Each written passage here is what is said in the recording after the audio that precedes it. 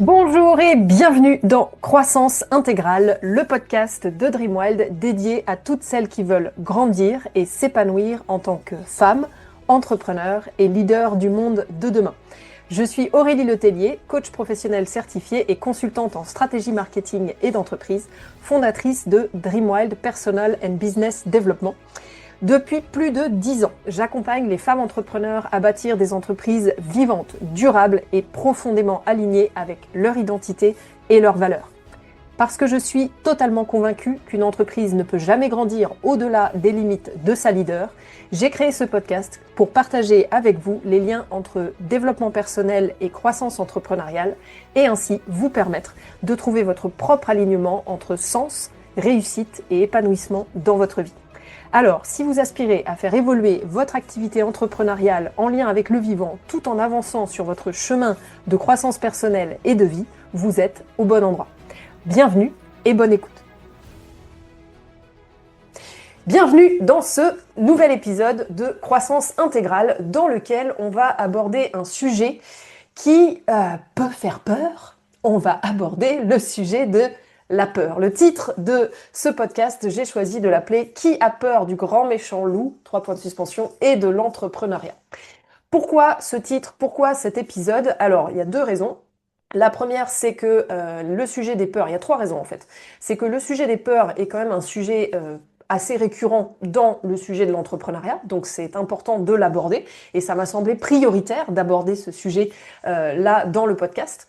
La deuxième raison, c'est que c'est un sujet qui est particulièrement important à aborder dans l'accompagnement des femmes entrepreneurs, parce que le sujet de la peur et le rapport à la peur est un sujet qu'on aborde beaucoup et qu'on accompagne beaucoup auprès des femmes entrepreneurs.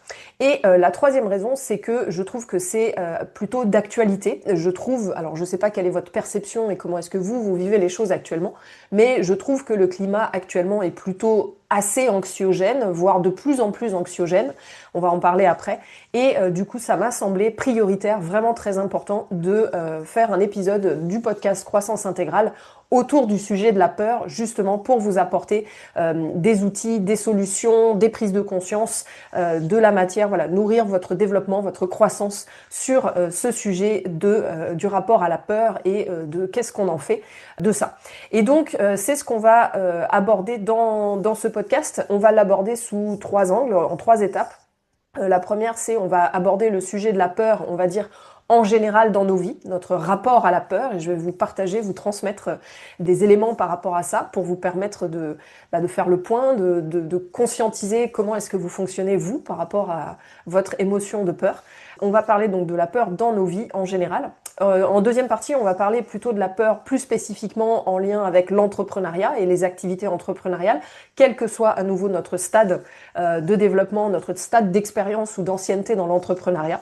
Et enfin, eh bien, en troisième partie de ce podcast, eh bien, on va parler des solutions, évidemment, pour avancer malgré la peur. Alors je mets des gros guillemets avec mes doigts pour celles qui ne voient pas, je vous le décris, pour avancer malgré la peur, malgré ses peurs, et on va voir est-ce que vraiment c'est avancer malgré ses peurs ou est-ce que c'est autrement, mais en tout cas c'est comment faire pour continuer à avancer dans nos entreprises et dans nos vies.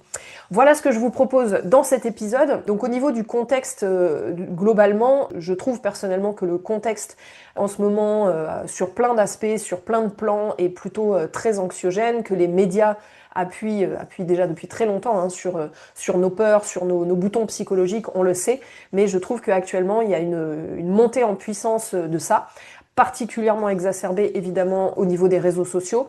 Je ne sais pas si c'est votre cas, mais voilà, moi je consomme entre guillemets des réseaux sociaux particulièrement, notamment pour mon activité entrepreneuriale, pour la présence et le développement de Dreamwild. Et même si je mets beaucoup d'attention, beaucoup d'intention à filtrer les informations que je laisse entrer dans mon cerveau, eh bien j'observe, je constate qu'il y a vraiment une amplification, je trouve, des posts, des messages, des vidéos, des gros titres, etc., qui appuient énormément sur la peur, l'anxiété, etc. Donc c'est vraiment une des raisons pour lesquelles je voulais aborder ça. Et aussi, l'autre chose que je voulais vous partager, c'est que en temps de crise, alors je ne sais pas si vous considérez qu'on est en crise ou pas, c'est un autre sujet, je ne vais pas rentrer dans les détails là maintenant dans le podcast, mais d'une certaine manière, je considère qu'il y a un certain nombre de choses dans notre société, dans notre pays et dans le monde dans lequel on vit qui sont en crise. Et il faut aussi se dire, et c'est le message que je voulais vous partager ici, que dans le langage chinois, moi j'ai fait 1 an de chinois quand j'étais en école de commerce, alors je ne parle pas chinois, je connais quelques mots, mais en tout cas j'ai appris que le sinogramme, c'est comme ça qu'on appelle les signes chinois, le sinogramme chinois pour le mot crise, en fait la manière dont il est écrit, il est une composition de 2 sinogrammes qui veulent dire danger, ça c'est un, et l'autre qui veut dire opportunité. Et ça compose le mot crise en chinois. Et je voulais mettre l'accent là-dessus, et c'est aussi une autre des raisons pour lesquelles je voulais faire cet épisode de podcast, c'est que voilà, lorsqu'il y a des situations qui peuvent sembler des situations de crise ou des situations voilà, compliquées, etc., eh bien il faut se dire que oui, certes, il peut y avoir des formes de danger, et on va en parler après, sont-elles vraiment réelles, dans quelle mesure sont-elles vraiment réelles, et qu'est-ce qu'on fait de ça? Et aussi de se dire qu'en situation de crise, eh bien aussi, il y a toujours des opportunités. Donc, je voulais vraiment vous partager ça. Et enfin, aussi vous dire qu'en fonction de vos histoires de vie, de comment vous avez grandi, du contexte dans lequel vous avez grandi, vous avez évolué, etc., peut-être des traumatismes que vous avez vécus ou pas, enfin voilà, après on met beaucoup de choses derrière traumatisme, je vais là aussi pas rentrer dans les détails, mais en tout cas ce que je veux dire c'est que ça influence aussi notre vécu de la peur, notre rapport à l'émotion de peur, dans quoi se développent les peurs dans nos fonctionnements, etc.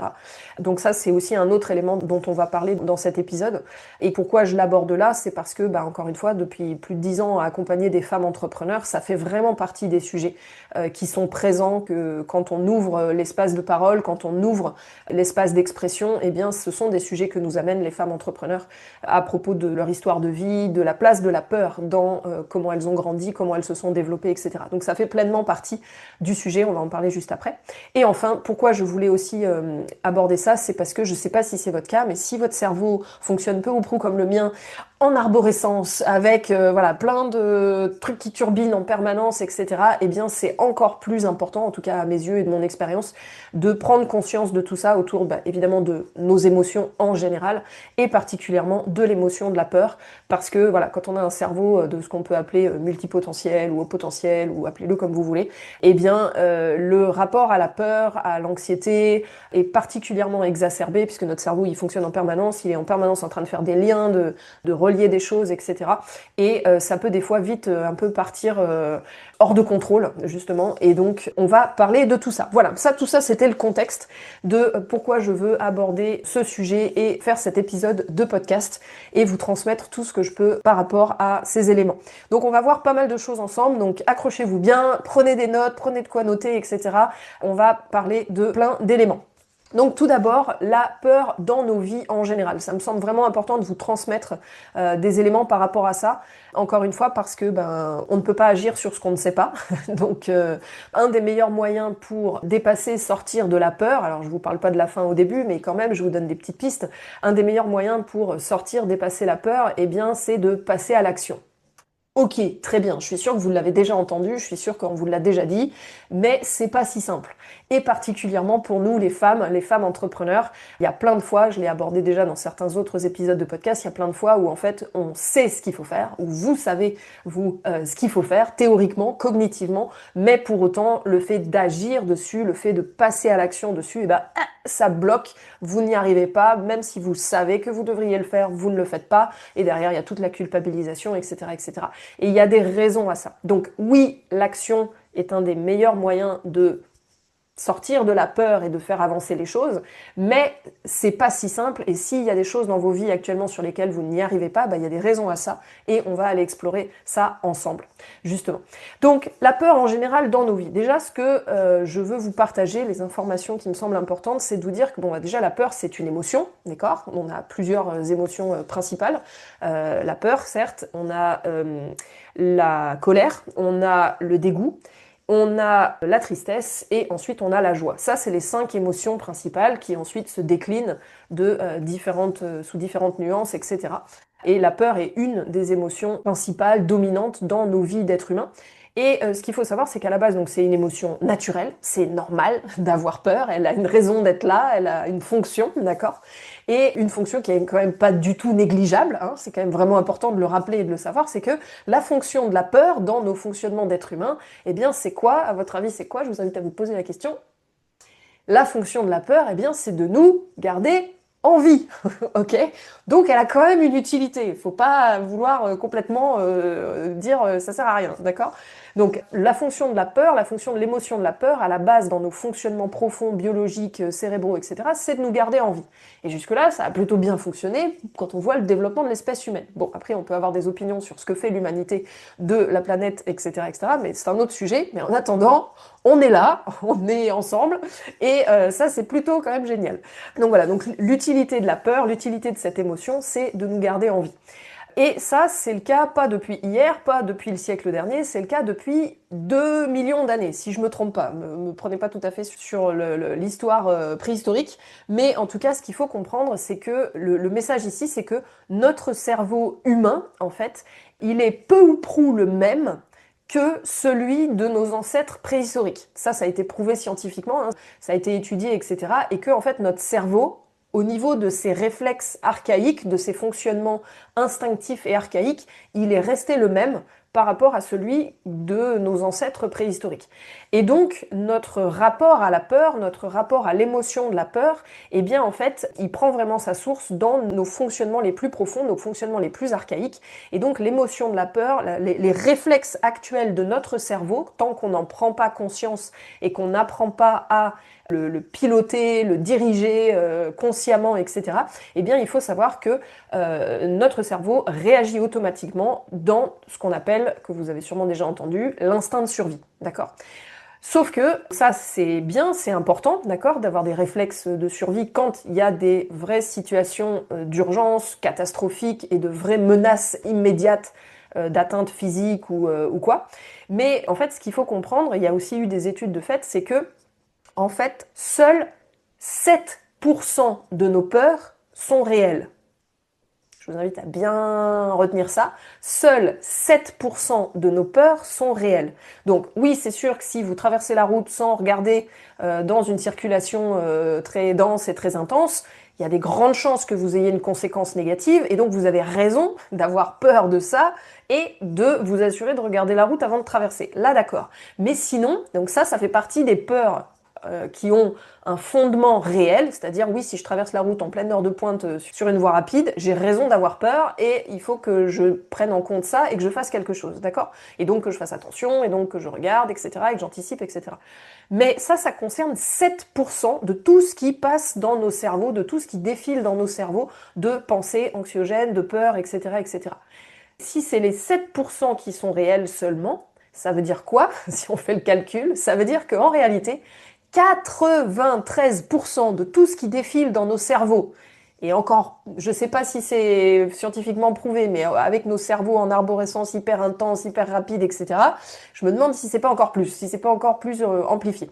Mais en tout cas, ça veut dire que 93% des scénarios Hollywood catastrophes que nos cerveaux passent leur temps à projeter, imaginer, se raconter, tourner en boucle, etc., eh bien en fait, ils ne sont pas basés sur des dangers réels. Ils n'auront jamais lieu, en fait. Ces dangers que nos peurs nous font anticiper, enfin nous font craindre, en fait. Voilà, donc ça c'est vraiment quelque chose sur lequel je voulais attirer votre attention, donc que vous commenciez à prendre conscience du scène de Hollywood qui se passe là à l'intérieur de votre boîte crânienne, et de commencer à mettre du discernement et de vous dire attends, là j'ai peur de ça, j'anticipe ça, je crains ça, etc., etc.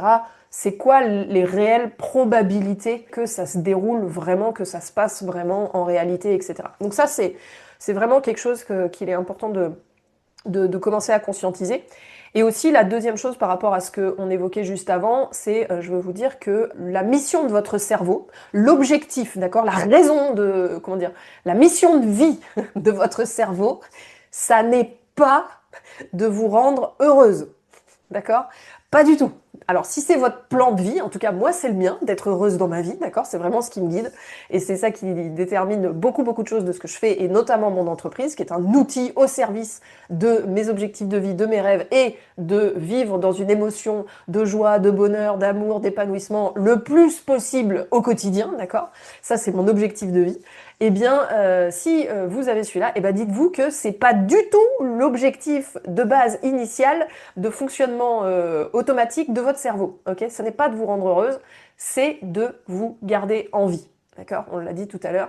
Mais prenez conscience de ça parce que eh bien, votre cerveau, si vous ne prenez pas la main, si vous ne prenez pas l'habitude de commencer à diriger votre cerveau consciemment, eh bien, lui, il va fonctionner en pilote automatique, il va fonctionner par rapport à son plan de vol, et son plan de vol, c'est pas de faire des choix, de prendre des décisions et de vous orienter dans votre vie vers ce qui va vous rendre heureuse. Son plan de vol, c'est surtout pas de risque. Surtout, on sécurise au maximum, ok? Et donc, dans ces cas-là, eh bien, notre cerveau, il fait en fonction de nos peurs, nos croyances limitantes, nos expériences négatives, voire traumatiques passées, etc., etc. Et il fonctionne par rapport à ça, d'accord? Alors que, et ça je l'ai abordé dans d'autres épisodes précédents à celui-ci, on l'a dit, happiness is progress, donc le bonheur c'est le progrès, c'est le développement, c'est la croissance, et donc pour vous sentir heureuse, pour vous sentir en épanouissement dans votre vie, etc., eh bien ça passe par de la croissance, du développement, de l'évolution, et pour ça, ça passe par, eh bien, vivre des choses qui peuvent, sur le coup, nous faire peur, être anxiogènes, nous inquiéter, etc. On va en parler juste après. Parce que l'autre élément à la suite de ça, c'est que, en fait, la peur, elle découle de quoi? Elle découle du fait de se focaliser, de mettre notre attention, notre focus sur ce qui est en dehors de notre contrôle. Parce que du coup, notre cerveau, de par son historique de vie, de nos expériences de vie, et par la transmission aussi transgénérationnelle et tout ce qu'on veut, eh bien, il se dit, oulala, ça, je connais pas, c'est nouveau, c'est inconnu, c'est peut-être un danger. Donc, automatiquement, il y a le lien avec danger. Et il y a cette notion, donc vraiment de tout ce qui est en dehors de mon contrôle, tout ce sur quoi j'ai la sensation que je ne peux pas maîtriser, agir, etc., eh ben, automatiquement, il y a un amalgame danger et donc peur et donc automatisme de survie et donc surtout on n'y va pas. Voilà, donc la peur, c'est quand on se focalise sur ce qui est en dehors de notre contrôle. Donc là déjà, on a une piste pour la suite, pour quoi faire par rapport à ça, mais on y reviendra après. Je voulais vous partager aussi une phrase ici, à cet endroit, je voulais vous partager une phrase que j'ai entendue qui m'a beaucoup fait grandir, fait cheminer, on va le dire comme ça. Et je me dis que ça peut servir à un certain nombre d'entre vous. Si vous aussi, dans votre vie, ou peut-être encore aujourd'hui, on vous dit « Ah, mais toi, t'es perfectionniste », parce que moi, je l'ai entendu un certain nombre de fois dans mon histoire de vie. Oui, mais toi, t'es perfectionniste. Oui, mais toi, avec ton perfectionnisme, pour pas dire ton perfectionnisme maladif, entre guillemets. Bref, tout ça, c'est du passé parce que je me définis plus du tout comme ça aujourd'hui. Je considère que je ne suis pas perfectionniste parce que la perfection, c'est une utopie. On ne peut jamais l'atteindre, on ne peut jamais y arriver. Donc, j'ai remplacé le mot perfectionniste par exigeante. Et ça me convient beaucoup mieux parce que l'exigeante, c'est la volonté d'amélioration continue et c'est très corrélé à la croissance. Et ça me convient bien. Mais pourquoi je vous parle de ça, c'est que une fois j'ai entendu cette phrase qui disait « Le perfectionnisme, c'est de la peur en talons aiguilles ». Le perfectionnisme, c'est de la peur en talons aiguilles. Et qu'est-ce que ça voulait dire? Alors c'est un peu grinçant en fait comme ça, parce qu'en effet quand le perfectionnisme qui veut faire les choses à la perfection, le mieux possible, etc. J'ai beaucoup été chercher en fait qu'est-ce qu'il y a derrière ça. Parce que oui, moi j'avais ce fonctionnement de vouloir voilà que ça soit le plus parfait possible, et tout ça je le subissais dans mes fonctionnements. J'avais le temps de comprendre, de décoder en fait qu'est-ce qui se jouait derrière et au fond quels étaient mes besoins derrière. Et en fait, je vous la fais courte, mais ce que j'ai compris, c'est que ce qu'on appelle perfectionnisme, donc le fait de vouloir faire les choses parfaitement, le mieux possible, de réfléchir énormément, de préparer, de travailler beaucoup avant de produire quelque chose en voulant que ce qu'on produit du premier coup, ça soit le mieux possible, le plus parfait possible, le plus abouti, etc., etc. En fait, c'est quoi derrière? C'est un profond, énorme, gigantissime besoin de sécurité. D'accord? C'est un besoin de sécurité qui peut être un besoin de sécurité physique, émotionnel et ou psychique. Je ne vais pas rentrer dans les détails là, ça pourra faire l'objet d'autres partages. J'en ai parlé un petit peu dans un autre épisode autour des métiers passion, l'épisode 2. Mais en tout cas, le perfectionnisme, en fait, au fond, c'est quoi? C'est un énorme besoin de sécurité. C'est un besoin de ne pas risquer qu'on nous critique, qu'on nous dise que c'est pas bien, que ceci, que cela. Et donc, la personne cherche au maximum à mettre un maximum de choses sous son contrôle. D'accord? C'est ça, en fait, que la personne qui a des comportements dit perfectionniste, en fait, elle cherche à contrôler un maximum de choses pour, au fond, sécuriser un maximum de choses. Donc si vous êtes dans votre développement entrepreneurial, quel que soit le stade, et que vous perfectionnez pendant des heures votre logo, ou vous perfectionnez pendant des heures votre offre avant d'aller oser parler à votre marché, à des prospects potentiels, à commencer à tester les choses, à commencer à agir sur les choses, et que vous essayez au maximum de perfectionner les choses avant, en fait, c'est que vous êtes en train d'essayer de vous sécuriser, d'accord? Et l'autre chose que je voulais vous partager dans ce cheminement, ces compréhensions, ces prises de conscience que j'ai eues par rapport au rapport avec la peur, eh bien, ce que j'ai découvert dans mon propre chemin, je vais vous partager là, c'est que pendant longtemps, en fait, voilà, il y avait cette notion de perfectionnisme, mais il y avait aussi cette notion où j'avais du mal à passer à l'action sur des choses, comme je disais au début, c'est pour ça que je vous parle de ça. Dans mon chemin entrepreneurial, ça fait plus de 10 ans maintenant, voilà, encore une fois, je me forme énormément, je m'informe énormément, j'écoute énormément de podcasts, etc., etc. Je m'inspire beaucoup de personnes plus avancées, etc. Donc, au bout d'un moment, il y avait beaucoup de choses que je savais ce qu'il fallait que je fasse pour mon entreprise, pour mes projets, pour ma vie, etc. Mais je ne le faisais pas. Jusqu'à des choses vraiment très basiques, très simples. Prendre le téléphone et appeler quelqu'un. Bon, ça, moi, je suis phobique du téléphone, mais bon, ça, c'est encore un autre sujet. Mais je me suis soignée, je continue à me soigner. Mais voilà, donc j'ai été décoder, en fait, tout ça, à essayer de comprendre d'où ça vient, pourquoi, qu'est-ce qui se passe, en fait, dans ça, et qu'est-ce qui fait que, alors que je sais cognitivement ce qu'il faudrait que je fasse, que ça fait complètement sens, que je vois des exemples d'autres personnes, attention, comparaison poison, mais vraiment des exemples de personnes en tant que mentor, etc., qui me disent, bah voilà, moi j'ai agi comme ça, j'ai fait ça, voilà les conséquences positives que ça a eu par rapport à ton entreprise, ça serait très pertinent, qu'est-ce que t'en dis? Et je leur disais, oui, oui, t'as raison, je comprends, je suis d'accord avec toi intellectuellement, mais émotionnellement, psychiquement, je n'y arrive pas, il y a des choses qui me bloquent, qui m'empêchent, qui me freinent, et je ne parviens pas à mener ces actions, à les mettre en œuvre. Et en fait, ce que j'ai compris dans mon propre cheminement de croissance, où je me suis fait accompagner dessus, etc., c'est que pour énormément de choses, de situations et d'actions, eh bien en fait, ce qui fait que je ne faisais pas ces actions, c'est parce que j'avais intégré à l'intérieur de moi une croyance énorme, très profonde. Il y a plein de choses qui viennent de ça, on va pas rentrer dans les détails, mais j'avais engrammé une croyance très profonde que je ne serais pas capable de gérer la situation, les potentielles conséquences positives mais surtout négatives, dont j'avais peur en fait, que j'essayais d'anticiper. En fait, j'avais engrammé la croyance que je ne serais pas capable de gérer les potentielles conséquences relationnelles, émotionnelles, de compétences, de capacités, etc., qu'allait générer la situation. Et notamment, surtout, particulièrement, c'est ce que je me suis rendu compte en marchant mon chemin, de compréhension de moi-même, de mes mécanismes, de mes fonctionnements, et surtout le fait que je ne serais pas capable de gérer émotionnellement la situation.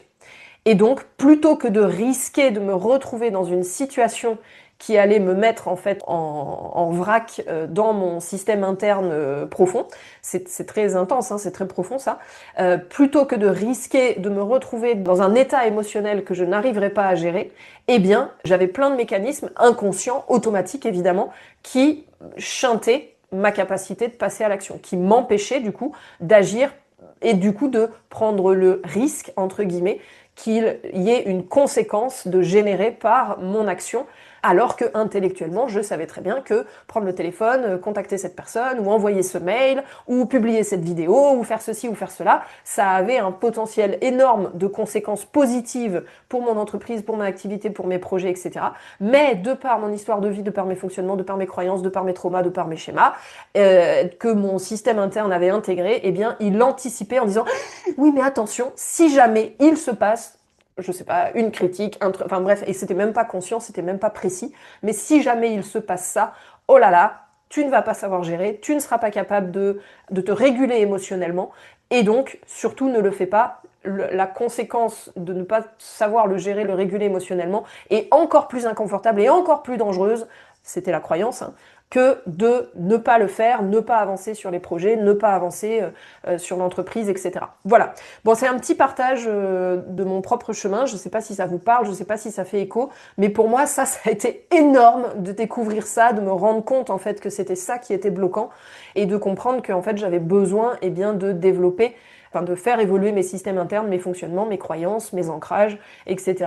pour me rendre compte que en fait si je suis capable de gérer les choses émotionnellement, mais ça a demandé bien d'aller chercher des outils de régulation, des situations de victoire, de me prouver en fait de mettre à jour mon système interne pour lui prouver que en fait si je suis capable de gérer ces situations, de faire face à ces situations et donc de progressivement ne plus me laisser complètement bloquer, limiter par l'émotion de peur qui, en fait, au fond, l'émotion de peur, quand elle est liée aux 93% dont je vous ai parlé, là, qui ne sont pas des dangers réels, eh ben, en fait, c'est des mécanismes de protection, c'est des mécanismes de survie, sauf que le problème, c'est qu'ils sont automatiques, ils sont en pilote automatique, et donc, bah, du coup, on n'arrive pas à les maîtriser, on n'arrive pas à les diriger, et eh bien, ils nous limitent dans nos vies, dans nos projets, dans notre développement, etc. Pour aller un peu plus loin par rapport à ça, pour continuer sur ce sujet de la peur, là je vous ai partagé voilà, ma propre expérience par rapport au perfectionnisme, par rapport au fait de passer à l'action et tous les blocages, alors j'aime pas du tout ce mot-là, mais je mets des gros guillemets, tous les auto-sabotages. En fait, auto-sabotage, ça paraît culpabilisant. En fait, c'est encore une fois, c'est des mécanismes de protection. Donc faut aller comprendre, faut aller chercher pourquoi il y a un besoin de protection et aller sécuriser les choses pour qu'il n'y ait plus besoin ou plus autant besoin qu'il y ait ces mécanismes de protection. Et pour aller plus loin sur ce sujet de la protection, en lien avec la peur, sur ce sujet de se sécuriser, notamment là je vais parler au niveau émotionnel et psychique, dans ce que j'ai appris, dans tous les séminaires que j'ai suivis, tous les apprentissages, toutes les formations, etc., eh bien j'ai découvert dans les enseignements que j'ai appris que toutes les peurs des êtres humains, toutes nos peurs, d'accord? Si vous pensez à ce qui vous fait peur, posez-vous la question, là, qu'est-ce qui vous fait peur principalement? Vous avez sûrement dû déjà un peu cheminer, réfléchir sur ces sujets-là. Eh bien, ce que je vous invite à prendre conscience, c'est qu'en fait, moi, ce qu'on m'a enseigné et qui fait vraiment sens, enfin, en tout cas, pour moi, ça me parle vraiment, c'est que toutes les peurs des êtres humains, finalement, sont en fait, en réalité, uniquement deux peurs principales, et même la deuxième, on peut la relier finalement à la peur, à une peur principale. C'est-à-dire que toutes les peurs qui expriment les êtres humains et qui se déclinent dans beaucoup, beaucoup de choses, beaucoup, beaucoup de formes, beaucoup, beaucoup de sujets, etc., eh bien, en fait, au fond, c'est lié à deux peurs principales et même qui est en fait une peur principale, une peur racine.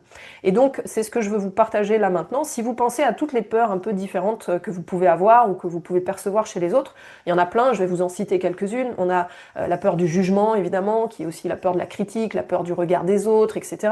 On a la peur de l'échec. Ça, la peur de l'échec, on en parlera notamment dans la deuxième partie sur l'entrepreneuriat. La peur du ridicule, la peur de ne pas être capable, j'en parlais tout à l'heure. La peur de la réussite aussi. Si je réussis, qu'est-ce qui va se passer par rapport à comment les personnes me reconnaissaient, etc. La peur de la liberté, on s'en rend pas compte, mais en fait, être libre, ça fait peur, pour plein de raisons. Je vais pas rentrer dans les détails là, ça pourra faire l'objet d'autres épisodes de podcast. Mais voilà, peur de la réussite, peur de la liberté, peur de l'inconnu, ça j'en ai parlé un petit peu tout à l'heure, c'est je connais pas, est-ce qu'il y a un danger, etc. La peur d'être déloyal à son milieu d'origine, ça fait écho à ce qu'on appelle les loyautés invisibles en psychologie, donc vous pouvez, je sais pas si vous êtes déjà intéressé un peu à ces sujets-là. Mais voilà, les loyautés qui font qu'on continue à reproduire des schémas sans s'en rendre compte, sans en avoir conscience. Je ne sais pas quelle croyance vous avez à propos du transgénérationnel, etc. Moi, je pense qu'il y a des choses, sincèrement, qui se transmettent de génération en génération. Il y a l'épigénétique aussi. Bref, tout plein de sujets autour de ça. La peur autour de ce qu'on appelle le syndrome de l'imposteur, la peur de ne pas être légitime, etc., etc., etc. Des peurs, en fait, il y en a plein. On pourrait en faire une liste à l'après-vert. Et ce qu'il faut comprendre, c'est que quand vous regardez, c'est comme un espèce d'arbre avec une arborescence, et que si vous regardez tout ça, finalement, toutes ces peurs, elles se relient donc à deux peurs principales. La première, qui n'est même pas en fait encore la peur racine, mais au fond, quand les personnes ont peur de tout ça, au fond, elles ont peur de deux choses. Elles ont peur de ne pas être assez, qu'on leur renvoie en fait qu'elles ne sont pas assez, d'accord? Quand on dit, voilà, j'ai peur du jugement des autres, j'ai peur de ne pas être légitime, je me sens syndrome de l'imposteur, etc. J'ai peur de tout ce qui est inconnu, etc. Ben, en fait, donc j'ai peur de ne pas être capable, etc. etc. Ben, en fait, c'est la peur de que l'environnement extérieur, que ce soit les relations, les situations, les événements, me renvoie, je ne suis pas assez. Et ça, pour notre cerveau reptilien dont on a parlé tout à l'heure, signal d'alarme énorme. Parce que si je ne suis pas assez, ça veut dire des conséquences terribles. Soit en effet, je suis pas capable de gérer la situation, et du coup ça renvoie à la peur principale, la deuxième dont je voulais vous parler, qui est en fait la peur racine, qui est la peur, donc la plus grosse peur de tous les êtres humains sur cette planète. En fait, en vrai, au fond, c'est la peur de ne pas être aimé.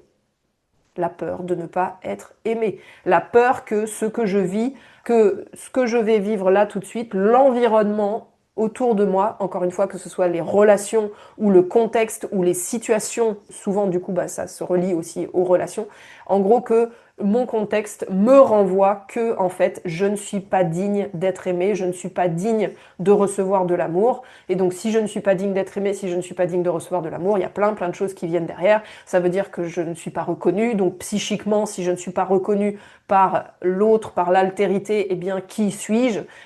Comment est-ce que j'existe si l'autre ne me reconnaît pas dans mon identité? Puisque nous sommes des êtres de lien, nous sommes des êtres d'attachement, on en a parlé déjà dans les précédents épisodes.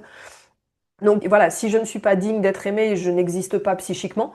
Si je ne suis pas digne d'être aimé, ça veut dire que je risque d'être ostracisé, ça veut dire que je risque de sortir du groupe. Et historiquement, biologiquement, encore une fois, pour notre cerveau, eh bien enfin voilà, à l'époque de la préhistoire, pourquoi les êtres humains se sont rassemblés, pourquoi ils ont été en communauté, etc. C'est face à la dangerosité du monde extérieur, des vraies peurs, des vrais dangers réels, du tigre à dents de sabre ou de je sais pas quoi, ou du grizzly, des montagnes. Là, oui, il valait mieux être plusieurs que tout seul parce que sinon on se faisait dévorer. Bref, donc en fait tout ça c'est vraiment des mécanismes archaïques, mais qui aujourd'hui ont cette racine et se cristallisent finalement dans ces deux peurs principales, la peur de ne pas être assez et même encore plus profondément la peur de ne pas être aimé. Voilà, du coup, je voulais vraiment vous transmettre ça au niveau de la peur en général, parce que, et le message que je veux vous partager juste après, c'est que, alors ça c'est mon expérience, c'est mon vécu, hein, et c'est vraiment le message positif et le message d'espoir et l'invitation en fait que je veux vous partager dans ce podcast, à vous déjà avant tout en tant qu'humaine, en tant que femme, et ensuite en tant qu'entrepreneur. On va se focaliser un petit peu après sur la partie entrepreneuriale, mais le message que je veux vous envoyer, c'est que plutôt que de vous occuper des sujets en surface au niveau de la peur, là où vous savez en fait ce qu'il faut que vous fassiez, vous savez les actions qui sont à mener, mais si vous ne les faites pas, eh bien arrêtez d'aller chercher de la connaissance sur qu'est-ce qu'il faut que je fasse ou comment il faut que je fasse.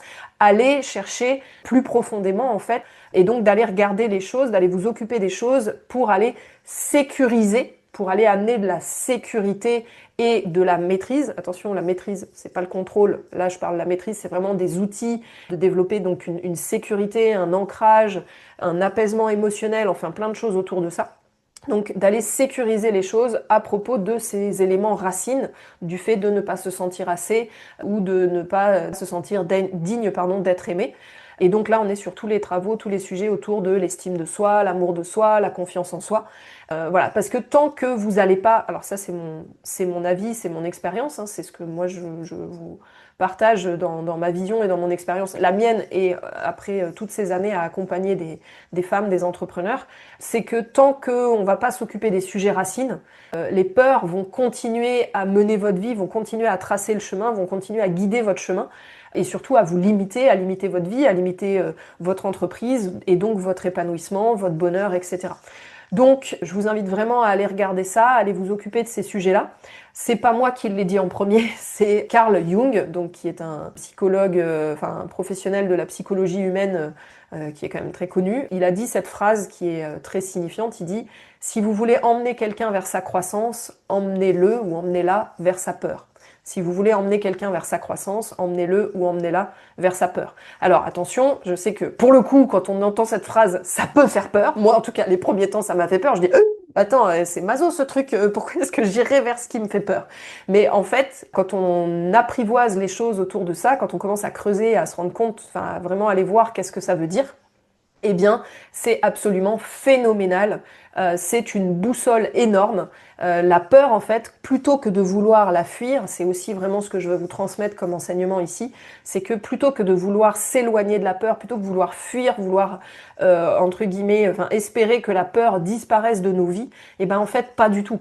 On va en parler dans la troisième partie. Mais en fait, la peur, au fond, elle est là comme, alors au début, comme un mécanisme de protection, on l'a vu, mais quand on commence à conscientiser tout ça et qu'on commence à développer une maîtrise, et surtout, alors une maîtrise, j'aime pas trop le terme ni maîtrise ni gestion dans cette situation, mais une régulation de ses émotions, donc en fait apprendre à apprivoiser ses émotions, un peu comme dans Le Petit Prince là, apprivoiser ses émotions et notamment apprivoiser son émotion de peur, eh bien il se déroule des choses absolument magnifiques, magiques, etc. Parce que notre peur, quand on prend conscience de tout ça, eh bien devient un outil, une boussole pour aller vers nos espaces de croissance, pour aller vers nos espaces de développement. Je vais vous partager un peu de mon histoire par rapport à ça. Je vais vous faire un partage personnel, un peu voilà, qui me met un petit peu en vulnérabilité, mais justement, c'est important. La vulnérabilité, c'est oser tout en étant ancré, tout en se sentant assez en sécurité pour le faire ou le dire, etc.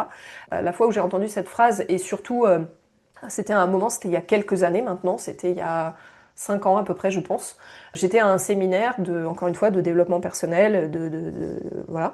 Et j'en suis arrivée à me poser cette question dans tout ce qui nous était proposé dans le séminaire. J'en suis arrivée à me poser cette question de me dire, mais en fait, actuellement, qu'est-ce qui te fait le plus peur dans ta vie? Actuellement, de quoi tu as le plus peur? Qu'est-ce qui te fait le plus peur dans ta vie? J'ai vraiment pris ce recul, je me suis vraiment posé cette question. Ok, enfin, si je regarde toute ma vie, là, tout ce qui se déroule, etc., si je vais à l'essentiel, si je vais vraiment à ce qui est le plus central, aujourd'hui, de quoi j'ai le plus peur? Qu'est-ce que je voudrais le moins qui se passe dans ma vie? Ok. Quand je me suis posé cette question, la réponse qui est montée, que j'ai vraiment écoutée sincèrement, hein, c'est important là d'être en authenticité avec soi-même quand vous faites cet exercice, quand vous vous posez cette question-là. Quand j'ai écouté la réponse elle est venue très vite, hein, elle est venue assez vite et elle a été. Au début, j'ai pas trop voulu l'écouter. Hein, je me suis dit mais non, non, non, non, non. Mais en fait, si, j'ai appris à être authentique et transparente avec moi-même. La réponse qui m'est venue, c'est qu'on se sépare avec Jacques. Donc Jacques, à l'époque, c'était mon conjoint, mon compagnon, c'est le père de mon fils. Donc c'était il y a 4-5 ans. Et la réponse qui m'est venue tout de suite, ça a été qu'on se sépare avec Jacques. J'avais extrêmement peur que notre relation se termine, qu'on aille à une séparation. Alors, pas un divorce parce qu'on n'était pas mariés, mais une séparation, enfin, voilà, même si on n'est pas mariés, c'est la même chose qu'un divorce, surtout quand on a un enfant. Et ça me faisait extrêmement peur pour plein de raisons. Je ne vais pas forcément rentrer dans les détails là, parce que sinon l'épisode, il va faire 4 heures. Mais en tout cas, j'avais vraiment très très peur. Et pour la faire courte, donc j'avais peur à plein de niveaux. J'avais peur pour ma sécurité physique, au sens matériel, même si j'étais autonome, même si je m'assumais, etc., que je vivais de mon activité, mais il y avait quand même des enjeux. J'avais peur pour ma sécurité émotionnelle, parce que le couple, voilà, la relation avec lui, etc., m'amenait une forme de stabilité émotionnelle. Et puis j'avais peur pour ma sécurité psychique, pour plein de raisons que j'ai un petit peu détaillées, mais parce qu'en fait, il y avait plein de choses, mais ça à l'époque, je ne le savais pas, j'en étais pas consciente, où j'avais la croyance, la conviction que j'étais pas capable d'assurer ma propre sécurité, notamment sur les 2 premiers sujets, et notamment ma sécurité aussi psychique pour plein de raisons. J'avais peur pour les conséquences par rapport à mon fils, etc. Mais j'étais tiraillée, j'étais très fortement tiraillée parce que à l'intérieur de moi, malgré tout, et à l'époque j'en étais pas pleinement consciente, mais il y avait des choses qui me disaient, mais cette relation, et je parle pas de Jacques spécifiquement, je parle vraiment de la relation, mais il y avait plein de choses déjà qui me disaient, il y avait plein de signaux conscients et inconscients qui me disaient, mais cette relation de couple te limite. Cette relation aujourd'hui t'amène des freins, des blocages, t'empêche en fait de grandir. Et donc je sentais bien qu'il y avait quelque chose à faire là, je voyais bien que voilà, j'avais des signaux, j'avais des conscientisations petit à petit, et à la fois j'en avais tellement peur. C'était vraiment ce qui me faisait le plus peur. Et la première fois que j'ai eu cette prise de conscience, j'ai dit non, non, non, c'est hors de question, enfin voilà, je veux surtout pas qu'il se passe ça. Mais en attendant, la graine était plantée, c'est-à-dire que j'avais commencé à avoir la prise de conscience, je vous la fais courte, mais de me dire, ah en fait, ben, finalement, j'ai commencé à prendre conscience que j'avais un énorme espace de croissance là, et il y a quelque chose qui a commencé à se dire, bah, peut-être que ça serait intéressant, important, que j'aille regarder là et que j'aille plus loin. Je la fais courte, je vais pas raconter tout le truc, mais tout ça pour dire que à peu près 2 ans plus tard, finalement, on a acté la séparation, on s'est séparés. Donc il s'est passé plein de choses dans ma vie, dont je raconterai sûrement dans d'autres épisodes, à d'autres occasions. Et fast forward, comme ils disent en anglais, avance rapide, eh bien cette séparation qui me faisait tellement peur, cette fin de relation, ça faisait quand même 25 ans qu'on se connaissait, 16 ans qu'on était en couple, qu'on était ensemble. On avait un enfant qui à l'époque avait 6 ans à peu près, notre fils Dorian.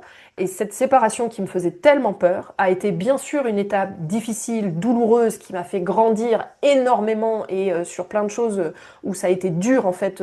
Oui, ça a été dur sur le moment. Et à la fois, vraiment sincèrement, mais heureusement, heureusement que je suis allée regarder ce loup en face, que je suis allée confronter cette peur et que je suis allée investir cet espace de croissance que j'avais identifié parce que aujourd'hui ma vie a tellement évolué en tellement positif sur tellement plein de plans, vous avez même pas idée, sur tous les plans, physique, émotionnel, psychique. En l'occurrence, il se trouve que depuis à peu près 1 an et demi maintenant, j'ai une autre relation. J'ai rencontré quelqu'un qui s'appelle Julien et avec qui voilà, on est en couple et je vis une relation absolument merveilleuse, extrêmement épanouissante. Voilà, il y a eu plein d'autres choses qui se sont déroulées dans ma vie suite au fait d'avoir été traversée. J'ai vraiment envie de le dire comme ça. J'ai été traverser ma peur, j'ai été traverser le loup. J'ai une vidéo par rapport à ça que je vous mettrai sous cet épisode. La vidéo s'appelle Ose. J'adore cette vidéo, je la regarde régulièrement en boucle. Je ne sais pas combien de fois je l'ai vue. Vous verrez, elle parle de ça, elle parle pas du tout parce qu'il n'y a pas de parole.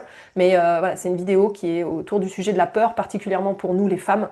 J'adore cette vidéo, on l'utilise beaucoup dans les accompagnements, elle est dans la plateforme de Dreamwild, etc. Donc je vous invite à regarder cette vidéo. Vous verrez un moment, ça parle d'un loup. Il y a un loup et un loup au sens le grand méchant loup. C'est pour ça le titre de cet épisode de podcast. Donc voilà, je vous invite à aller regarder la vidéo ensuite à la fin de l'épisode. Et qu'est-ce que j'ai bien fait? Eh bien d'aller vers ma peur et d'aller la traverser, la transcender pour aller vers ma croissance et toutes les conséquences positives que ça a eu. Donc voilà ce que je voulais vous partager sur la première partie, donc elle a pris pas mal de temps, les autres seront un peu plus rapides, mais ça me semblait important de vous partager tous ces éléments autour de cette émotion de la peur, notre rapport à la peur, notre vécu de la peur dans nos vies en général et dans différents domaines de vie. Là je vous ai parlé de mon pilier de croissance intégrale, mon pilier sur la relation aux autres, en l'occurrence ma relation de couple, ce qu'on appelle, en anglais ils appellent ça intimate relationship, ma relation intime. La peur, elle concerne tous nos domaines de vie, tous nos piliers de vie, les 4 piliers de croissance intégrale, relation au sens de sa vie, à son entreprise, relation à l'argent, qui est en fait la relation au pouvoir, la relation aux autres personnes, donc y compris sa relation intime, sa relation de couple, et puis la relation à soi. Donc on a parlé notamment de ces 2 derniers piliers là dans cette première partie.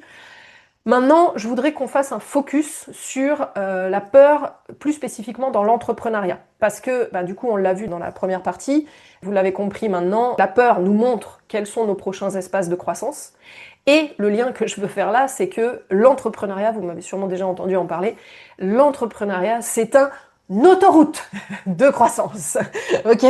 Donc être entrepreneur, en gros, c'est signer pour monter dans le chariot du roller coaster là et faire les grands 8, etc. de la croissance chaque jour, chaque heure, presque à chaque instant, pas tout à fait, mais pas loin. Bref, tout ça pour dire que vous m'avez déjà entendu en parler, tout ce qui est en vie est en croissance, d'accord? Tout ce qui est en vie est en croissance. Donc que vous regardiez, surtout vous qui êtes les femmes entrepreneurs du vivant, vous êtes au contact du vivant tous les jours, que ce soit des humains, des animaux, de la nature, etc.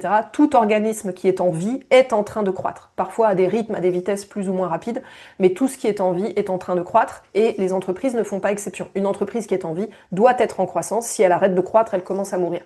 Et donc, pour être en croissance, ça demande quoi? Eh bien, ça demande d'étendre en permanence, régulièrement, eh bien, sa zone de confort, sa zone de capacité, sa zone de maîtrise, sa zone de compétence, etc.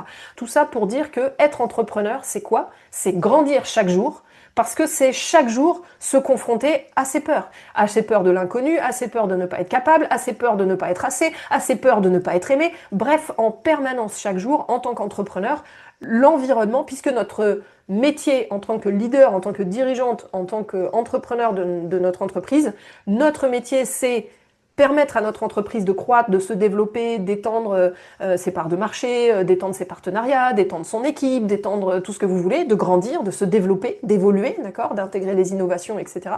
Eh bien, en permanence, ça veut dire systématiquement se confronter à de la nouveauté, à des choses inconnues, à des choses qu'on maîtrise pas, à des choses qu'on sait pas faire, etc. Donc, en permanence, se confronter à des peurs, ok, obligatoirement. C'est pour ça que je dis que l'entrepreneuriat, c'est un autoroute de croissance, ok. Et pour même aller encore un cran plus loin, parce que je veux vous le transmettre, parce que ça me paraît très important que vous puissiez prendre conscience de ça, si vous avez choisi d'être entrepreneur, alors encore une fois, peut-être que vous ne l'avez pas choisi consciemment, pour ça je vous réfère à l'épisode 2, le problème des métiers passion et comment le résoudre. Mais si vous êtes aujourd'hui entrepreneur ou dirigeante de votre entreprise, etc., je vous invite à prendre conscience que la fiche de poste du job, ok, ce qu'on pourrait mettre en intitulé de la fiche de poste d'entrepreneur ou de dirigeante de votre entreprise, c'est le titre suivant: solutionneuse de problèmes. Trouveuse de solutions. Ok? Parce que être entrepreneur, en fait, c'est quoi? C'est passer sa vie à résoudre des problèmes. Laisse infuser ça. Si vous n'aviez pas encore conscientisé ça, si vous vous disiez ah j'en ai marre d'avoir des problèmes, oh je veux plus avoir de problèmes avec mon entreprise, eh ben, il est temps de considérer votre emploi. Ok, parce que vraiment, je vous parle pas de votre casquette métier expertise, hein, je vous parle, et encore, mais je vous parle vraiment de votre casquette de femme entrepreneur. Eh bien, femme entrepreneur, c'est trouver des solutions à des problèmes. Et dans votre entreprise, votre rôle principal en tant qu'entrepreneur, c'est solutionner les problèmes. C'est pas faire fonctionner les choses qui fonctionnent bien et qui roulent déjà. Ça, c'est à votre équipe de le faire, pas à vous. Ok? Si vous êtes vraiment à votre place dans votre entreprise, vous devez ne gérer, entre guillemets, que les problèmes. Bon, ça fera l'objet d'un autre épisode. Mais voilà. Donc, dites-vous que l'entrepreneuriat, forcément, ça passe son temps à nous confronter à nos peurs, à nous confronter à nos espaces de croissance. Donc, c'est vraiment hyper important, eh bien, d'apprendre à apprivoiser nos peurs, à réguler nos peurs, à apprivoiser notre rapport à la peur. Et maintenant, dans l'entrepreneuriat, je voudrais faire un focus spécifique sur une des peurs qui est particulièrement présente dans l'entrepreneuriat. Donc je vais vraiment faire un focus spécial sur celle-là. Et aussi parce que je trouve qu'elle se retrouve, en tout cas pour le moment de mon expérience, hein, j'ai passé déjà un certain nombre de stades, je veux dire, de cap entrepreneuriaux, et je trouve qu'en fait on continue de moi je continue de la retrouver. Alors je sais pas si c'est spécifique à moi ou c'est le cas pour vous aussi, vous me direz, ça m'intéresse, dites-le moi en commentaire sous l'épisode. Mais une des peurs que je retrouve beaucoup, alors que je retrouve chez moi évidemment, et que je travaille, et que je retrouve beaucoup chez les personnes que j'accompagne, c'est la peur de l'échec. D'accord? Dans l'entrepreneuriat, que ce soit au moment de se lancer, de passer de salarié à être à son compte, être indépendante, créer son activité, s'immatriculer pour démarrer son activité, ou ensuite continuer à développer son entreprise, faire des choix, prendre des décisions, faire des choix stratégiques, des choix d'orientation, des choix de marché, des choix de cible client, des choix de catalogue d'offres, des choix de recrutement, des choix de partenariat, etc., etc. La peur qui revient énormément, et en fait la peur qui colle à la peau des dirigeantes, des dirigeants, et on parle de la solitude de l'entrepreneur, la solitude de la dirigeante, etc. Ben en fait, souvent, c'est que c'est très corrélé à la peur de l'échec. Ok, la peur de dire ah mais si je me trompe, ah mais si je prends la mauvaise décision, ah mais si j'y arrive pas, ah bah du coup je vais échouer, et là bah de nouveau autoroute neuronale de nos cerveaux reptiliens archaïques, échec égale je vais mourir. Encore une fois, ça peut être une mort psychique, on va plus m'aimer, je vais plus être connu, etc. Ça peut être une mort émotionnelle de je vais me retrouver seule, je vais être rejetée, etc. Ou ça peut être une peur d'une mort physique au sens matériel. Les banques ne vont plus vouloir me prêter, je ne pourrai plus assurer ma sécurité matérielle, celle de ma famille, etc. Bref, il y a tout ça là qui s'amalgame dans cette notion d'échec. Je serais très intéressée vraiment de savoir si ça vous parle, si ça vous fait écho, si c'est aussi ce que vous vivez, vraiment dites-moi en commentaire. Et du coup, je voudrais faire un focus spécial sur cette notion d'échec. La première chose que je veux vous dire, c'est qu'on va reparler de notre cerveau à nouveau. Eh bien, notre cerveau, et c'est le cas pour chacune d'entre vous qui écoutez ce podcast, je peux vous l'assurer, eh bien, il faut savoir que biologiquement, en tant qu'humaine, en tant qu'humain, notre cerveau est biologiquement programmé et paramétré pour apprendre d'une manière spécifique, qui est un apprentissage par, tenez-vous bien, essai-erreur. Essai-erreur, ok? C'est la manière d'apprendre de notre cerveau. C'est notre manière d'acquérir des compétences, de devenir capable de faire des choses. C'est en essayant, en constatant les conséquences, les résultats, et du coup en tirant des enseignements, des conclusions, de se dire ah ok j'ai essayé comme ça, est-ce que ça a marché, est-ce que ça a pas marché, ah ça a pas marché, ok donc ça c'est pas la manière de faire, ou c'est une manière de pas faire, c'est une manière qu'il ne faut pas utiliser pour atteindre l'objectif, ok quelle serait une autre option. Ou alors, ah, j'ai essayé comme ça, cette partie ça a marché, mais cette partie-là, ça n'a pas marché. Bref, prenez conscience que la manière d'apprendre de votre cerveau, c'est pas parce que vous le voulez ou pas, ou vous c'est le cas, ou moi pas, ou machin, c'est biologique, on est tous à la même enseigne là-dessus, notre cerveau fonctionne par essai-erreur. Je vais vous partager quelque chose qui va vous illustrer ce point. À votre avis, je vais vous poser la question, combien de fois est-ce qu'un enfant tombe avant de savoir marcher? D'accord? Vous imaginez un petit enfant, là, un peu avant l'âge d'1 an, autour de l'âge d'1 an, quand il commence à apprendre à marcher, à votre avis, combien de fois est-ce qu'il tombe avant de savoir marcher? Je vous pose la question, je vous laisse 2 secondes. Posez-vous la question, dites un chiffre. Dites-vous un chiffre. Combien de fois est-ce qu'un enfant tombe, à votre avis, avant d'avoir acquis la marche, de réussir à rester debout, de réussir à marcher sans tomber? Quasiment plus, quoi, parce qu'on sait qu'il continue un petit peu, mais en gros, ça y est, il sait marcher, il sait mettre un pas devant l'autre, et il sait tenir debout, la plupart du temps, sans tomber systématiquement. Combien de fois il tombe avant d'en arriver là? La réponse, qui a été étudiée par des chercheurs, en moyenne, un enfant, en moyenne, tombe 2000 fois avant de savoir marcher. 2000 fois. Donc, si vous écoutez ce podcast ou si vous le regardez et que vous êtes capable de marcher debout pour aller vous faire un café ou aller faire pipi en faisant pause sur ce long podcast, eh bien, sachez que dans votre vie, vous êtes déjà tombé au moins 2000 fois. Si aujourd'hui vous ne rampez pas par terre, d'accord? Vous êtes déjà tombé au moins 2000 fois et vous vous êtes relevé 2001 fois au moins pour acquérir la marche. Donc, vous êtes capable d'apprendre, d'accord? Et c'est normal de faire des erreurs, c'est normal de se tromper, et ça fait complètement partie du processus, d'accord? Donc ça, c'est la première chose que je voulais vraiment vous dire par rapport à l'échec, c'est que prenez conscience que votre cerveau a besoin de se tromper, a besoin de faire des erreurs, a besoin que vous soyez dans des situations où vous faites des choses qui fonctionnent pas du premier coup, des fois peut-être pas du 10e, des fois peut-être pas du 15e, mais que vous vous confrontiez à ces situations pour trouver des solutions. Alors se confronter, faut pas forcément que ça soit trop dur, trop douloureux, en tout cas pas... Enfin voilà, moi je suis pas adepte, je vous l'ai déjà dit, du fais-toi mal, va dans la zone rouge, en gros crame-toi, parce que ça envoie vraiment dans le mur, notamment en tant que femme, ça envoie au burn-out, etc.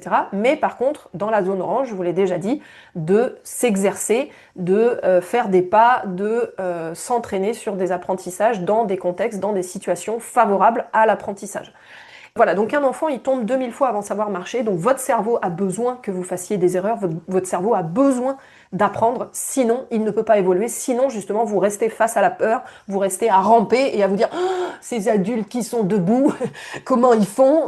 L'enfant en fait il veut qu'une chose, il observe, il modélise, il essaye et il réessaye et enfin il sait marcher. Et ben en fait toute notre vie, tout notre développement, toute notre croissance, et ben c'est exactement ça, et celle de notre entreprise c'est pareil.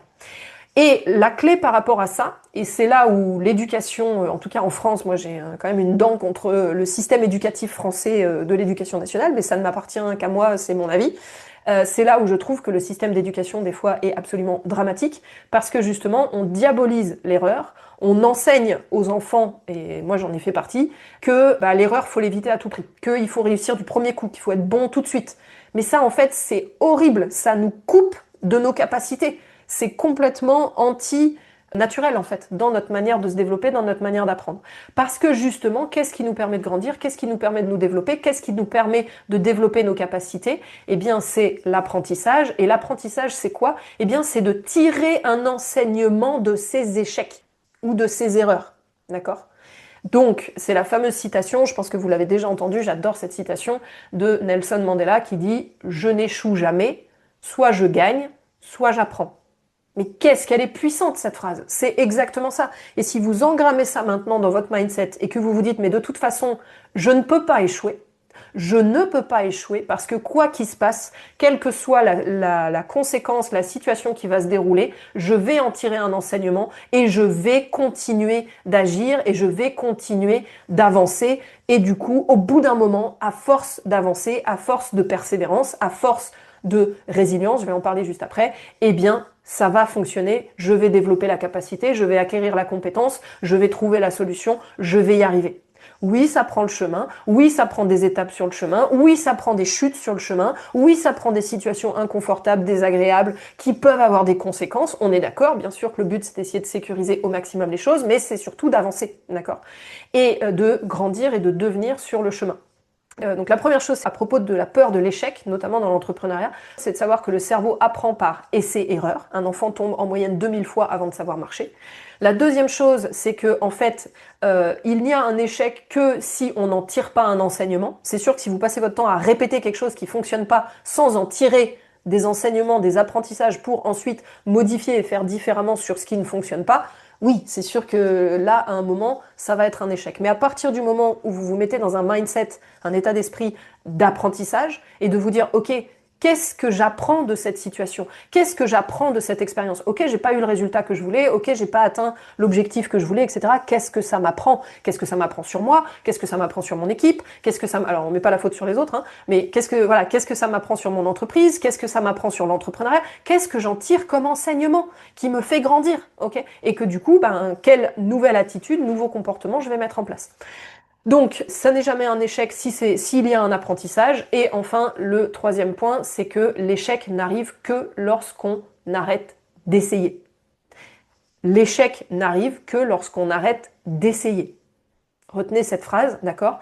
Et il faut savoir que, comme disait Steve Jobs, si vous regardez bien, beaucoup de succès fulgurants ont pris énormément de temps, ce qu'on appelle en anglais overnight success. Il a une phrase, il faut la retrouver exactement sur internet, mais qui dit quand vous avez l'impression que quelqu'un réussit quelque chose d'un coup, a un super succès, vous avez l'impression que tac, ça y est, comment il a fait, comment elle a fait, on a l'impression que c'est un overnight success, un succès qui s'est passé dans la nuit. En fait, non, c'est que derrière, cette personne, elle essaye depuis très longtemps et qu'elle n'a pas lâché et qu'elle continue et que, au bout d'un moment, l'effet cumulé de ses tentatives, de sa manière de pratiquer, etc., finit par porter ses fruits, par payer et par amener le succès, encore une fois, on met ce qu'on veut derrière succès, mais qui est recherché. Et donc, c'est pour dire tout ça que, et ça, je vous en ai parlé dans un précédent épisode, l'entrepreneuriat est un chemin de résilience. La résilience, c'est quoi? Je suis allée chercher la définition. La résilience, c'est la capacité d'une personne à surmonter les difficultés, à rebondir face aux épreuves et à se réadapter malgré les traumatismes ou les situations stressantes. Bon voilà, si vous n'aviez pas encore pris conscience que le job pour lequel vous avez signé en tant qu'entrepreneur, c'est celui-là, c'est le moment d'en prendre conscience, c'est le moment d'accueillir ça à bras ouverts, de vous pacifier avec ça, d'arrêter de vous battre à l'intérieur et de vous dire « Ah ok, maintenant c'est ça le nouveau cadre, c'est ça l'intitulé du job ». Et c'est aussi ça qui permet d'avoir toutes les conséquences hyper géniales et positives de l'entrepreneuriat dont on a déjà parlé, la liberté de choisir ses contraintes et plein de choses autour de ça, et puis surtout la liberté et la capacité de qui je deviens pour devenir la personne capable de réaliser mes rêves. Voilà, l'entrepreneuriat, ça apporte tout ça, ça permet tout ça, mais le chemin pour avoir tout ça, pour devenir tout ça, c'est un chemin de résilience. Et donc, c'est un chemin qui demande de faire évoluer votre vision de l'échec, votre rapport à l'échec et votre rapport à la peur de l'échec. Voilà, on a vu donc la peur particulièrement au niveau de l'entrepreneuriat et de la peur de l'échec dans l'entrepreneuriat. Je serais curieuse de savoir qu'est-ce que vous ressentez, qu'est-ce que vous dites en ayant maintenant ce nouveau prisme de vision, de lecture, de croyance, c'est vraiment ça, de mindset en fait, d'engrammer tout ça dans votre cerveau et de programmer votre cerveau, votre focus, etc. avec ces nouveaux angles de vue, avec ces nouvelles manière en fait de penser et de voir le monde, de voir la vie, de voir votre entreprise. En troisième partie, je vais synthétiser du coup par rapport à tout ce qu'on a vu là, c'est quoi les solutions pour avancer malgré la peur, alors que ce soit dans vos vies et plus particulièrement dans vos entreprises. Et je mets vraiment des gros guillemets sur malgré la peur, parce que alors des fois les personnes me disent, notamment quand on travaille en coaching, que je fais des séances de coaching, etc., et que je leur dis, c'est quoi ta demande, c'est quoi ton objectif, etc. Et les personnes me disent, je voudrais ne plus avoir peur de ceci, cela. Bon, déjà c'est un objectif négatif, ne plus c'est un objectif négatif, votre cerveau ne peut pas avancer en direction d'un objectif négatif, on en a parlé dans je crois, l'épisode 1 sur mes 10 leçons après 10 ans d'entrepreneuriat. Mais en tout cas, quand les personnes me disent je voudrais ne plus avoir peur, alors moi ça c'est ma croyance que je vous partage, après vous faites ce que vous voulez avec ça, mais pour moi la solution ça n'est pas de chercher à ne plus avoir peur, ça n'est pas d'attendre de ne plus avoir peur, c'est-à-dire ça n'est pas d'attendre de se sentir pleinement en sécurité, parce qu'en fait ce qui va amener de la sécurité, eh bien, c'est justement d'apprendre à avancer avec la peur et pas malgré la peur. Parce que avancer malgré la peur, c'est une manière de se dire, ah, j'ai ce truc dans la chaussure, j'ai ce caillou. Enfin, il y a un rapport, en gros, plus un rapport de conflit, un rapport de tiraillement. Enfin, moi, ça me connote plutôt un rapport désagréable. Alors que ce que je vous invite, c'est plutôt à développer cette vision des choses de, bah, en fait, oui, j'ai peur et j'avance. On a un mantra dans Dream Wild. Ce qu'on appelle un mantra, c'est un peu nos phrases qu'on répète tout le temps et voilà, ça constitue un peu nos socles de croyances. Quand je dis croyance, il n'y a rien de religieux là-dedans. Hein. Croyance, de toute façon, tout est croyance. Hein. On se construit identitairement et on construit notre vision du monde, etc. sur des croyances. C'est encore un autre sujet, je parlerai ça dans un autre épisode. Mais bref, nos mantras, on a plusieurs mantras dans Dream Wild et un de nos mantras très important, un des principaux qu'on a, c'est j'ai peur et j'y vais. C'est pas j'ai peur mais j'y vais, c'est vraiment j'ai peur et ET en majuscule et j'y vais.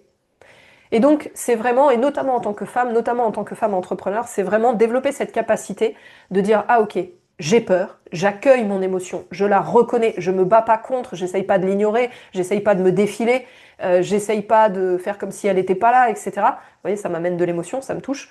C'est vraiment de se dire ok, j'écoute ce qui se passe à l'intérieur de moi, je constate, ok, j'ai peur là. J'ai peur et je vois bien que ça m'empêche de passer à l'action, ça m'empêche de faire cette action qu'il faudrait que je fasse pour mon entreprise, etc.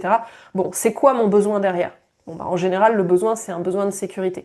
Pas toujours, mais souvent, il y a quand même un lien vers la sécurité. Et donc, ben, c'est d'aller chercher, ok, qu'est-ce qui m'apporterait de la sécurité? Pas le truc parfait de ça va faire disparaître la peur, je me décharge et c'est les autres qui font à ma place. Ça peut durer un temps, mais ça vous met en dépendance, donc c'est pas forcément la solution, encore un autre sujet.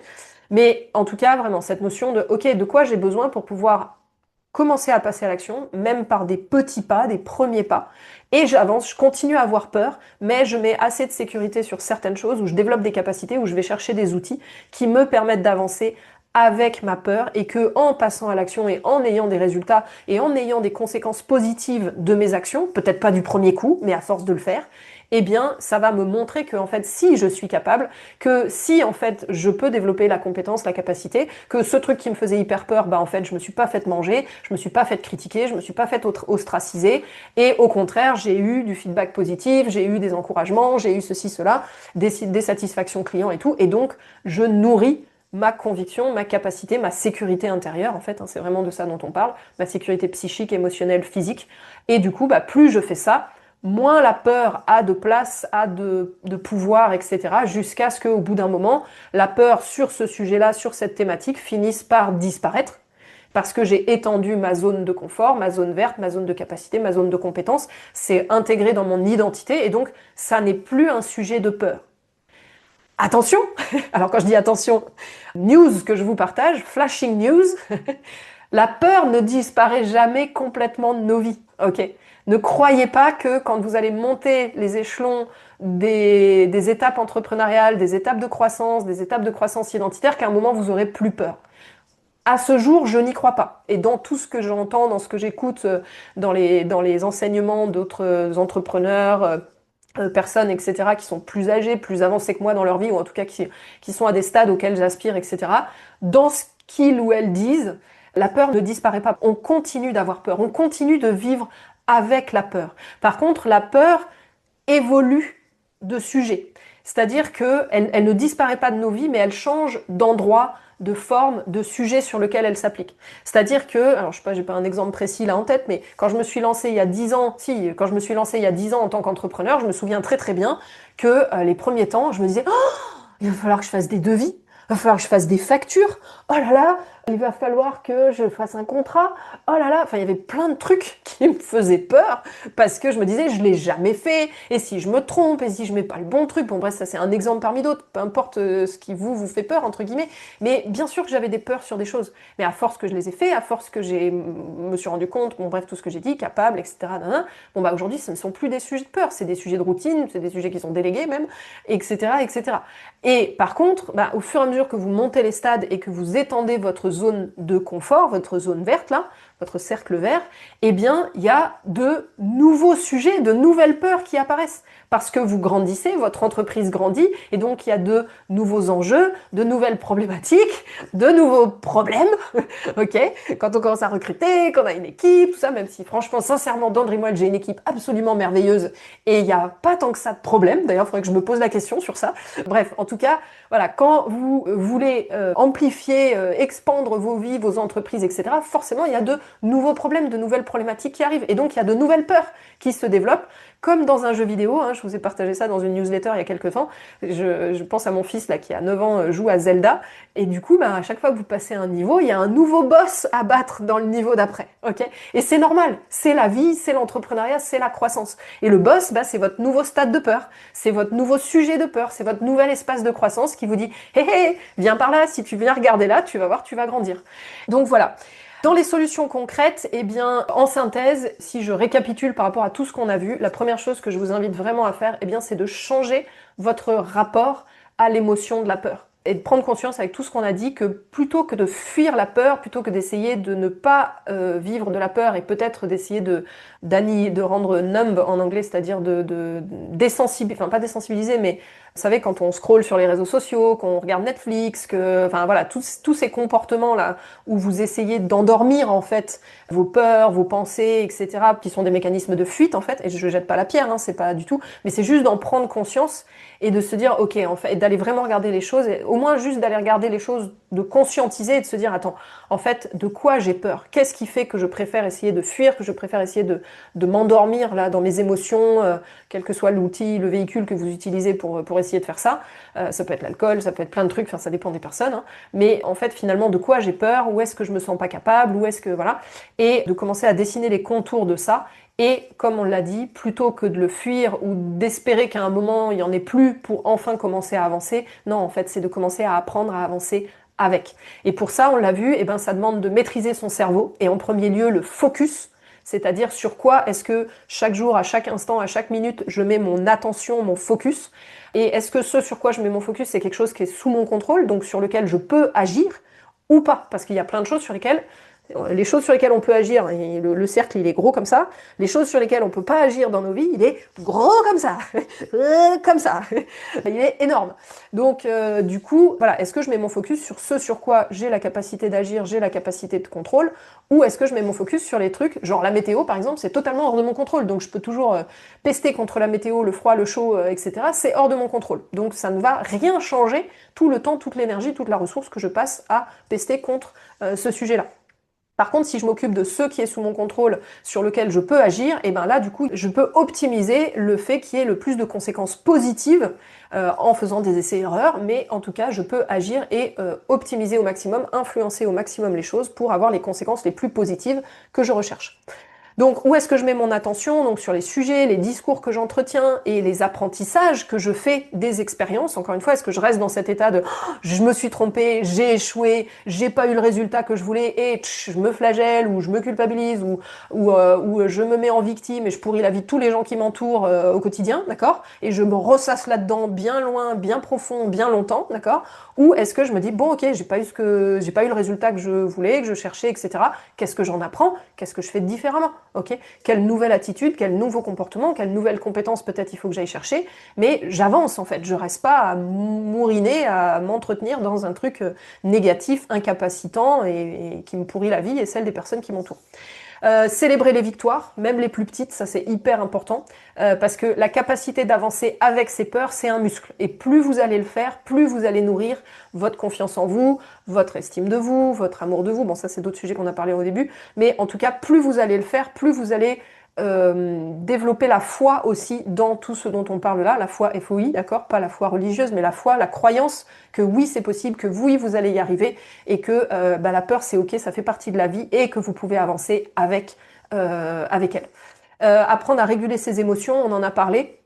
Pour ne pas être paralysé, hein, les 3 réactions du cerveau, c'est se battre, se figer ou se sauver. Donc j'en parlerai dans un autre épisode de ça. Mais notamment le fait de se figer, en fait, quand on est dans la peur. Moi, c'est mon cas, hein, en cas de situation de danger imminent, qu'il soit réel ou pas, ma réaction, c'est principalement, prioritairement, le fait de se figer. Bon, ça, dans l'entrepreneuriat, c'est compliqué. Hein. Donc, c'est hyper important d'apprendre à réguler ses émotions pour pouvoir continuer à agir, continuer à passer à l'action. Et pour ça, il y a plein d'outils, et aussi si vous avez eu des traumatismes dans votre vie, encore une fois, quels que soient les traumatismes, hein, c'est relatif à chaque personne, ce qu'on appelle et ce qu'on considère traumatisme, mais eh bien, il y a des moyens en fait d'être accompagné par rapport à ça, il y a des outils, il y a l'EMDR, il y a l'EFT, on en parlera à d'autres occasions, il y a l'hypnose, pour pouvoir, quand vraiment il y a des choses qui sont bloquantes, qu'il y a des choses engrammées, eh bien pour pouvoir reprogrammer ça, il y a la PNL aussi, la programmation neurolinguistique. Bref, il y a plein de choses en fait pour évoluer sur des choses qui peuvent être vraiment enquistées, traumatiques, etc., pour que vous puissiez continuer à avancer vers votre croissance, votre développement et celui de votre entreprise. Donc voilà, la peur ne disparaîtra pas toute seule, elle deviendra dépassable seulement en développant la capacité à maîtriser les automatismes de votre cerveau, en développant de nouvelles croyances sur la vie, sur l'entrepreneuriat, etc., en utilisant de nouveaux outils qui rendent capable d'avancer avec la peur, jusqu'à ce qu'à ce niveau, vous vous sentiez OK et que les retours de vos actions fassent disparaître la peur à ce niveau, sur ce sujet, sur cette compétence, etc. Mais elle continuera d'apparaître au niveau d'après, et c'est OK. Et c'est OK, c'est la vie, c'est normal, et on avance avec la peur. J'ai peur et j'y vais.